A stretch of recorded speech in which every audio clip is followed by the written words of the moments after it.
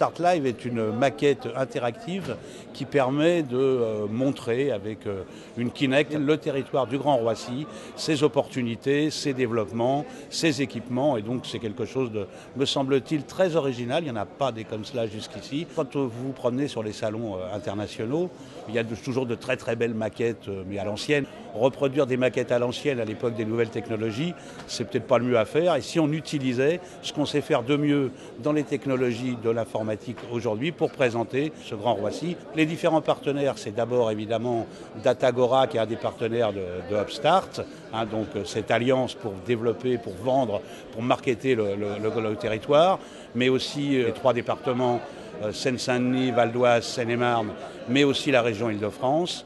ADP, Aéroport de Paris, donc la maquette est aujourd'hui sur leur stand, mais aussi l'EPA Pleine de France, et puis une école de design de Saint-Cloud, avec donc que je parlais tout à l'heure de la start-up de Microsoft, Sensoric, qui nous a aidé à faire ce développement et qui travaille d'arrache-pied depuis plusieurs mois sur le projet. Mais la maquette peut intégrer en particulier, grâce à l'intervention de l'IAU, l'Institut de la région Île-de-France, tout un tas de données. Donc demain, on peut mettre sur cette maquette des données de d'autres territoires. C'est quand même un gros avantage. Alors l'IAU a apporté son expertise cartographique. Pour les besoins du Grand Roissy, on a déterminé des périmètres administratifs, des projets, des dynamiques territoriales pour pouvoir les afficher dans cette plateforme. Ce dispositif en fait est une table interactive un peu particulière puisqu'on a en fait deux plateaux, un plateau horizontal et un plateau vertical qui permet de voir la cartographie à la fois sur la table et sur un écran en face de soi. Alors, lorsqu'on est sur une vue globale dans la plateforme, on affiche des grands repères avec les départements, les périmètres ADP, EPA, Le Bourget. Et lorsqu'ensuite on va zoomer dans l'application, on va afficher un certain nombre d'informations en fonction du seuil de zoom trouvé. On utilise en fait une caméra très particulière qui s'appelle Kinect, une caméra en fait de Microsoft initialement prévue pour les jeux.